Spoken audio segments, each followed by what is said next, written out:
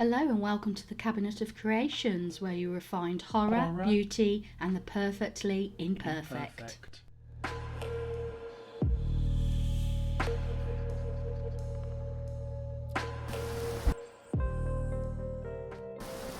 In this video I'm going to do a pretty zombie having a picnic. So I start off by lobbing off her ears and then removing her factory makeup with 100% acetone, and then getting ultrafine sandpaper and rubbing all the shine off her entire body. This doesn't leave scratches or anything, so it's really cool. I prefer using this than buffers. I just find it's does it maybe a bit quicker. And then I spray the body with Mr. Super Clear to form a base of which to put the soft pastels. So although this is a zombie, I wanted it to be a pretty zombie, if there is such a thing. Well, there is, because I'm doing it now. And just to let you know, you can be a Patreon if you want to. So please check out the link in the description box below.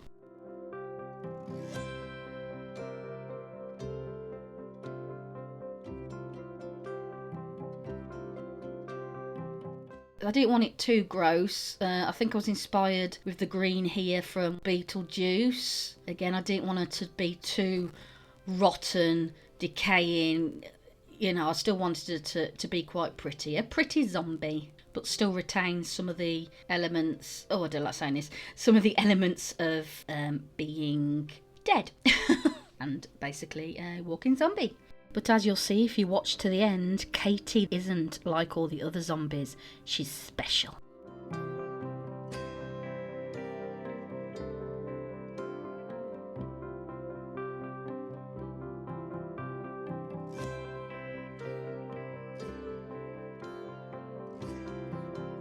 I love films with zombies in and the early Walking Dead and things like that. I don't know, they're almost like a bit of an underdog almost, like they didn't ask to be a zombie. But I don't know, I like them. I just love watching films with zombies in. I don't know what's going on.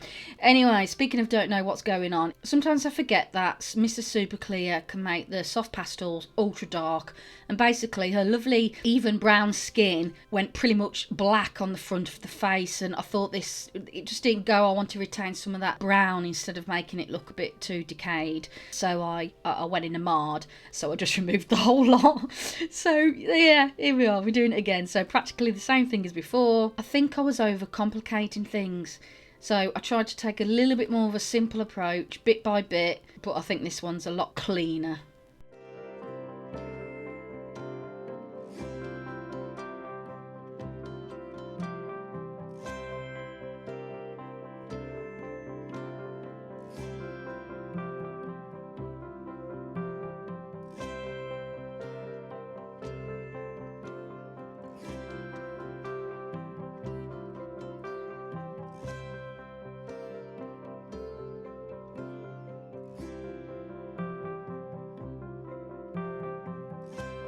I'm using Inktense watercolour pencils here. I wanted her to be kind of looking to the side, but I do realise now that once I've finished it, I don't know, a life of her own maybe, eyeballs seem to have turned a bit looking straight on now, but you know, hey ho. Don't quite know how that happened, but it did.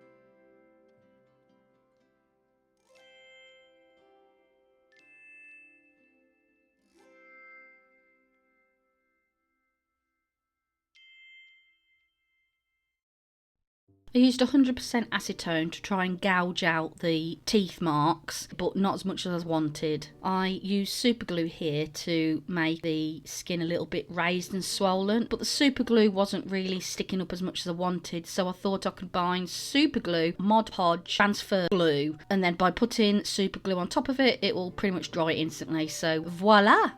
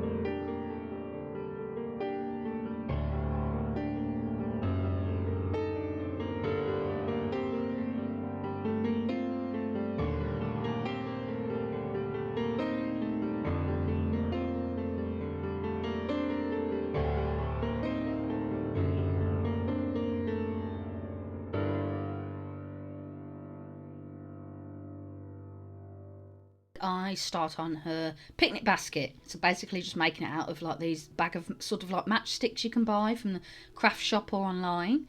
Sticking them together with super glue, making a bit of a hamper.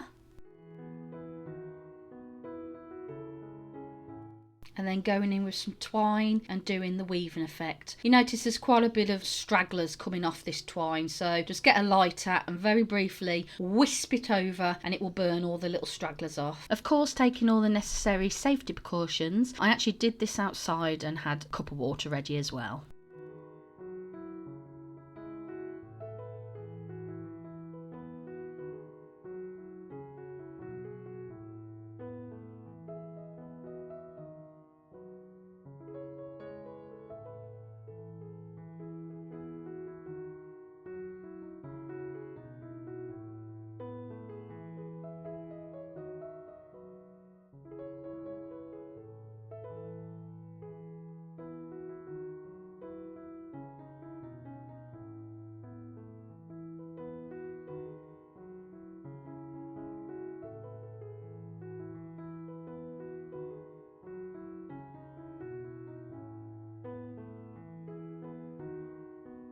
So out of Super Sculpey Firm, I'm just making some fruit. The vision for this doll was, I've called her Katie. So the vision for Katie is she was perhaps having a picnic when she turned, and then she's keeping some sort of resemblance of her humanity and still carries around her picnic basket.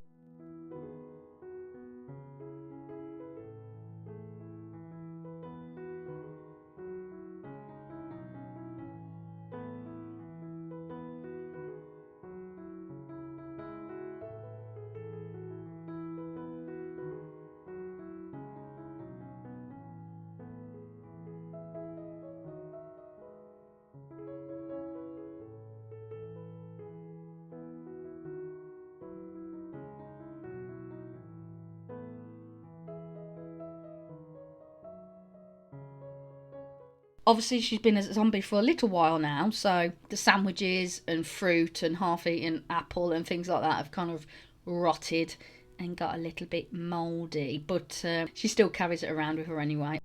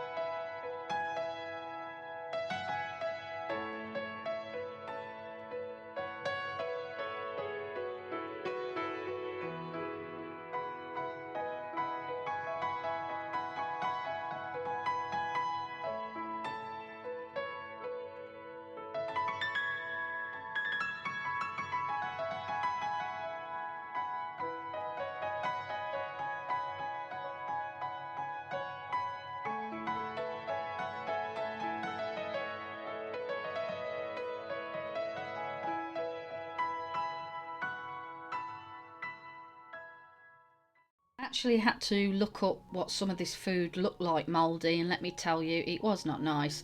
Most of it was green and white and fluffy, so I kind of put that on most things. If it's been in a hamper, it's all next to each other, so it's all kind of gonna congeal and infect each other with its green and white fluff. And then I got some super glue and stuck a little bit of cushion filling on it and give it a bit of a trim. Hey ho, it looks like fluffy white mould.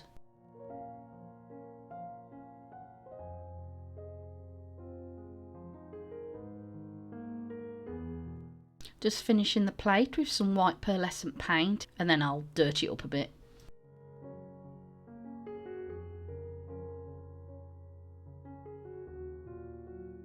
I know other doll artists use various things to fill in the holes where the ears have been cut here, but I just use good old-fashioned kitchen towel or tissue and just simply go over with super glue. This isn't ideal if you want to reroute hair, but as I won't be doing that for this doll, it works out absolutely perfect. And here I'm just painting her head with matte black, so you won't see any of the scalp through the hair. You normally colour this a similar colour to the hair that you're going to put on.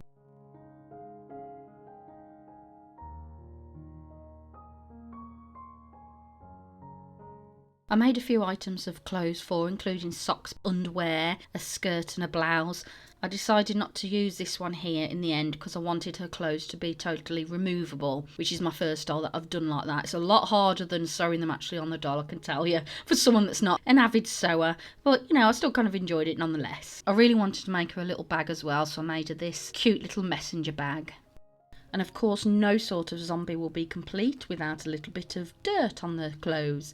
So first I go on with very watered down black paint. This looks immensely black, and by the time it dries you could just about see it. It's crazy how much lighter it goes. And then obviously she would have originally perhaps been in a bit of a scuffle at the picnic, or before or after, so I thought I'd put some green grass stains. I like detail. Now I'm about to use Warbler. This stuff is brilliant as you can heat it up with a hairdryer, mould it into a shape you like, and then as it cools it goes harder again. If you make a mistake or want a different shape, you can always reheat it and cool it, and it does it all over again. But if you've already stuck it together with another piece of Warbler, it's very difficult to detach, so make sure you get your shapes right before you stick things together. I fancied painting the shoes to look polka dot, but then it looked like some sort of, I don't know, disease, so I painted them white again and put little pink accents. You've got to have a very steady hand doing this, and I remember holding my breath and trying not to faint, and I didn't, so all was good. Gloss isn't just for the eyes and the lips. I also wanted to create like a rubber sole look, and the top bit to appear material, hence being left matte, so I think this worked quite well. And then when it's dry, I'll go and dirty it up a little bit. And now everything's complete, let's take a look at the final result.